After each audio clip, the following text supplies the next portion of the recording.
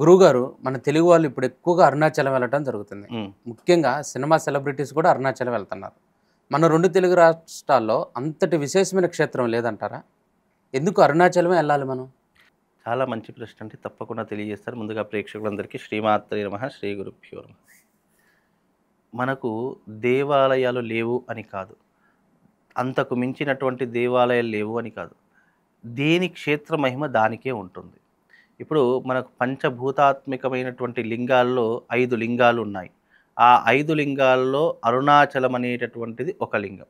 దానిని అగ్నిలింగంగా ప్రసిద్ధి చెందినటువంటి దేవాలయం.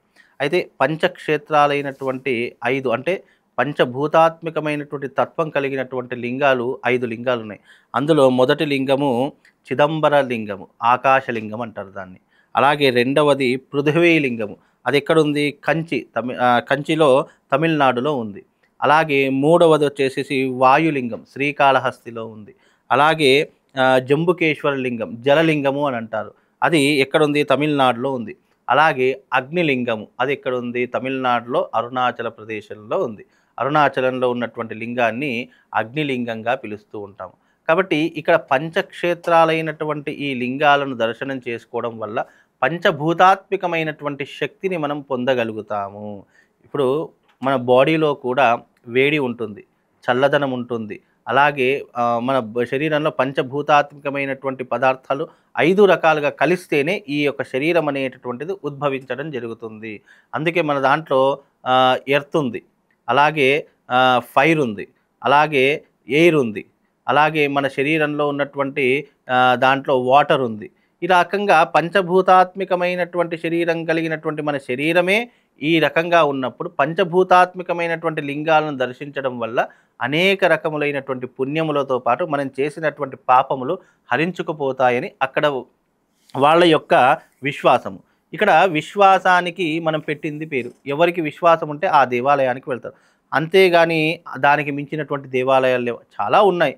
దేనికి దానికే ప్రసిద్ధి. ఇప్పుడు శ్రీశైల క్షేత్రం ఉంది. శ్రీశైల క్షేత్రానికి శ్రీశైల క్షేత్ర అక్కడ ఉన్నటువంటి శివుడికి అక్కడే ప్రాధాన్యత. అలా ప్రాధాన్యత కలిగినటువంటి దేవాలయాలు ఎన్నో రకాలుగా ఉంటాయి. కాబట్టి ఇక్కడ అరుణాచలంలో ఉన్నటువంటి ఈ యొక్క అగ్నిలింగం ఏదైతే ఉంటుందో అది ఎన్నో రకాలైనటువంటి పాపాలను దహించి వేసేటటువంటి లింగంగా ప్రసిద్ధి చెందింది. దాదాపుగా కేవలము ఒక ఆలయంలో గర్భగుడిలో మాత్రమే శివుడు ఉంటాడు. కానీ అరుణాచల ప్రదేశంలో ఆ కొండంతా శివమయమే. ఇంకొక క్వెషన్.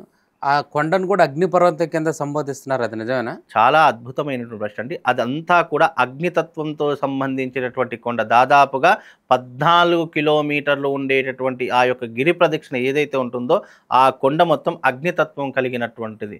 మీరు చలికాలం వెళ్ళినా అక్కడ వేడవుతుంది, ఎండాకాలం వెళితే మరింత వేడిగా కనిపిస్తుంది. అదంతా కూడా అగ్నితత్వంతో కూడుకున్నటువంటి కొండ. దాన్ని గిరి అంటారు. ఏదైతే మన కొండలా కనిపించేటటువంటిది ఉంటుందో దాన్ని గిరి ప్రదక్షిణ చేయడం అని అంటారు. ఆ గిరి ప్రదక్షిణ ఏదైతే చేస్తూ ఉంటారో అక్కడ దాదాపుగా 14 కిలోమీటర్ల వరకు ఆ గిరి ప్రదక్షిణ ఉంటుందట. ఆ గిరి ప్రదక్షిణ చేస్తే ఏమవుతుంది అంటే మరొక జన్మ ఉండదు అని చెప్పి అక్కడ విశ్వసిస్తూ ఉంటారు.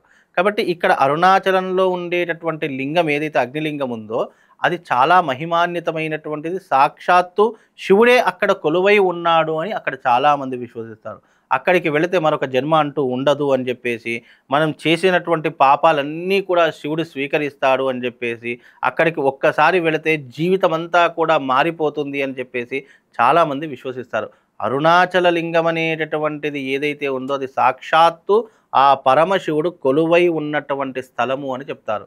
పరమేశ్వరుడు మరి అక్కడ కొలువై ఉంటే ఇప్పుడు శ్రీకాళహస్తి కానివ్వండి, లేదు అని అంటే ఈ యొక్క అనేక రకాలైన శివుడు ఇక్కడ ఉంటాడు, అక్కడ ఉంటాడు, సర్వాంతర్యామి ఆయన. ఆయనకు ఒక రూపం అంటూ కాదు, ఆయనకు ఒక శరీరం అంటూ కాదు, ఆయనకు అనేక రకాలైనటువంటి సహస్ర రూపములు ఆయనవే, అనేక రూపములు ఆయనవి. ఆయన అక్కడ ఉంటాడు, ఇక్కడ ఉంటాడు. కానీ ప్రత్యక్షంగా కానీ పరోక్షంగా కానీ శివుడు లేనటువంటి చోటు లేదు. కానీ చాలామంది ఏంటంటే ఇక్కడ శివుడు కొలువై ఉంటాడు, మనం చెప్పుకునేటటువంటి బాధలన్నీ వింటాడు, అక్కడికి వెళితే మన జీవితం మారిపోతుంది అనేటటువంటి విశ్వాసంతో ముడిపడి ఉన్నటువంటి అంశమే ఈ యొక్క అరుణాచల లింగం యొక్క అంతరార్థము. అక్కడ సెలబ్రిటీస్ వెళ్తున్నారో, రాజకీయ నాయకులు వెళ్తున్నారో, ప్రధానమంత్రులు వెళ్తున్నారో అనేటటువంటిది కాదు. అక్కడ ఎవ్వరు వెళ్ళినా కూడా వాళ్ళు సాధారణమైనటువంటి మనుషుల్లాగానే భావన చేసుకోవాలి తప్ప, సెలబ్రిటీస్ వెళ్తే ఏముంది, వాళ్ళు మనుషులే. వాళ్లకు ప్రతి మనిషిలాగా వాళ్లకు ఆశలుంటాయి, వాళ్లకు కోరికలుంటాయి, వాళ్లకు జీవితం మీద వ్యామోహం ఉంటుంది. అందరికీ ఒకే రకమైనటువంటి విధానాలు. భగవంతుడి దగ్గర ఎవరు సెలబ్రిటీలు కాదు, అందరూ కూడా సాధారణమైనటువంటి మనుషులు మాత్రమే. ఆ రకమైనటువంటి విధానంగా వెళితేనే పరమశివుడు అక్కడ సంతోషిస్తాడు తప్ప, నేను సెలబ్రిటీని కదా, నేను చాలా ప్రఖ్యాతలు గాంచిన వాడిని కదా, నాకు ప్రత్యేకమైనటువంటి విధానాలు కావాలి అంటే అక్కడ నిన్ను ప్రత్యేకంగానే బయటకు తరిమేస్తాడు ఎప్పుడో ఒకప్పుడు. కాబట్టి అక్కడ ఎవరో సెలబ్రిటీస్, నాగార్జున గారు వెళ్ళినా, చిరంజీవి గారు వెళ్ళినా, ఇంకా ఎవరు వెళ్ళినా వాళ్ళందరూ కూడా భగవంతుని యొక్క సేవకులుగా భావన చేసుకోవాలి తప్ప, ఇక్కడ ఎవరూ కూడా సెలబ్రిటీస్ అనేటటువంటి అది భగవంతుడి సాన్నిధ్యంలో అసలు మాట్లాడకూడదు. వాళ్ళు బయట ఎక్కువగా తిరగరు కాబట్టి, మనకి ఎక్కువగా కంటికి కనిపించరు కాబట్టి వాళ్ళని మనకి సెలబ్రిటీస్గా అనుకున్నాం. వాళ్ళు మనలాగే రోడ్డు మీద తిరిగారనుకోండి రోజు, సెలబ్రిటీస్ కాదు కదా. వాళ్ళకు ఉన్నటువంటి తరహాలు వాళ్ళకు ఉంటూ ఉంటాయి. ఎందుకంటే వాళ్ళు సినిమా రంగంలో కానీ, నాటక రంగంలోనే ఎక్కువగా కనిపిస్తారు కాబట్టి వాళ్ళ స్టేటస్ వాళ్ళకు ఉంటుంది. కానీ భగవంతుడి దగ్గరికి వెళ్ళినప్పుడు ఎవరైనా సరే, సాధారణమైనటువంటి నేనైనా సరే, నా గురువు గారైనా సరే, మీరైనా సరే, అక్కడికి వెళితే అందరూ భగవంతుడి యొక్క సేవకులు. అక్కడికి వెళ్ళడం అనేటటువంటిది ఏంటంటే, అరుణాచల గిరి ప్రదక్షిణ చేయడం ద్వారా మనకున్నటువంటి పాపములను దూరం చేసుకుంటాము, మనకున్నటువంటి పుణ్యములు రెట్టింపు చేసుకోగలుగుతాము.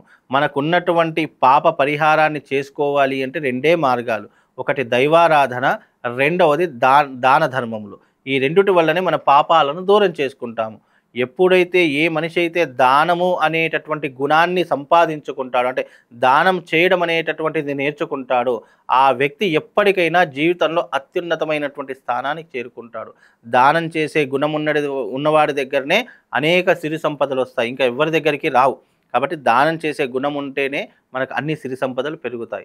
అలాగే అరుణాచల గిరి ప్రదక్షిణ చేయడం, రమణ మహర్షి ఆ గిరి ప్రదక్షిణ చేసి ఎన్నో రకాలైనటువంటి దైవిక తత్వ, రమణ మహర్షి సాక్షాత్తు శివస్వరూపం అని చెప్తారు ఇప్పటికీ అక్కడ ఉన్నటువంటి వారు. ఎందుకు, ఆయన చేసినటువంటి ఆధ్యాత్మిక బోధనలు కానివ్వండి, ఆయన జీవన విధానం కానివ్వండి, ఆయన నోటి నుంచి ఒక మాట వచ్చిందంటే పశుపక్షాదులు సైతం కూడా ఆయన మాటను అర్థం చేసుకుని ఆయన చెప్పినట్టుగా వినేటటువంటి తత్వం కలిగినటువంటి ఒక గొప్ప మహర్షి ఎవరైనా ఉన్నారంటే అది రమణ మహర్షి అని చెప్తాము. ఎందుకంటే అక్కడ ఆ యొక్క అరుణాచలంలో జీవితం చాలించినటువంటి వ్యక్తి రమణ మహర్షి. ఇప్పటికీ ఆయన ఆశ్రమం అక్కడ ఉంటూ ఉంటుంది. చాలామంది అక్కడికి వెళ్తే కనుక ఫ్రీగా ఉచితంగా భోజనం కూడా పెట్టేటటువంటి వసతులు కూడా అక్కడ ఉన్నాయి. ఆయన మహానుభావుడు అండి, ఆయన కారణజన్ముడు. ఆయన గురించి చెప్పుకునేటటువంటి స్థాయి మనకు లేదు, కానీ ఆయన గొప్ప మహర్షి, అలాగే తత్వవేత్త, శివుడికి అత్యంతమైనటువంటి భక్తి భావన కలిగినటువంటి వాడు, శివుడంటే అపారమైనటువంటి విశ్వాసం కలిగినటువంటి వాడు ఆ యొక్క రమణ మహర్షి గారు. ఆయన పాదపద్మం పట్టుకుంటే చాలు అనేక పాపములు కూడా తొలగిపోతాయి. కాబట్టి ఇక్కడ గిరి ప్రదక్షిణ చేయడం అనేటటువంటి భక్తుల యొక్క విషయం. అందులోనూ పౌర్ణమి వచ్చిందంటే చాలు లక్షలాది మంది గిరి ప్రదక్షిణ చేస్తూ ఉంటారు. అక్కడ కాలు పెడదామన్నా కూడా మనకు స్థలం దొరకదు. ప్రతి పౌర్ణమికి అక్కడ లక్షలాది మంది భక్తులు వస్తూ ఉంటారు. కాబట్టి అది ఒక మహాపుణ్యక్షేత్రము, అగ్నిలింగము. ఆ కొండంతా కూడా అగ్నితత్వంతో కూడుకున్నటువంటి లింగం. ఎప్పుడైనా గుర్తుపెట్టుకోండి, మానవ జీవితంలో పనికి రానటువంటిది ఏదైనా ఉంది అంటే అది వెంటనే దహింపబడుతుంది. అంటే అది పనికి రానట్టు, ఈ శరీరం ఉందండి, శరీరం చాలించిన తర్వాత మనల్ని ఏం చేస్తారు, కట్టెల మీద పడుకోబెట్టి కాలబెడతారు. అంటే అర్థం ఏంటి, నువ్వు అగ్నికి ఆహుతి అయిపోయావు. అలాగే అక్కడ ఉన్నటువంటి ఏదైతే అగ్నిలింగం ఉందో, మన శరీరంలో ఉన్నటువంటి పాపములు, మనము చేసుకున్నటువంటి పాపములు అన్నిటినీ కూడా దహింపజేస్తుంది అనేటటువంటి తత్వం కలిగినటువంటి క్షేత్రం ఏదైనా ఉంది అంటే అది అరుణాచలం మాత్రమే. అందుకే అరుణాచలానికి వెళ్ళేసి వస్తే మన జీవితం ఆఫ్టర్ లైఫ్ బిఫోర్ లైఫ్ ఉన్నట్టుగా మారిపోతుంది. అందుకే అక్కడ స్వామివారిని దర్శిస్తే చాలు, అక్కడ గిరి ప్రదక్షిణ చేస్తే చాలు, అంతకంటే పుణ్యం ఇంకోటి లేదండి. చాలా చక్కగా చెప్పారు గురువుగారు. శ్రీమాత్.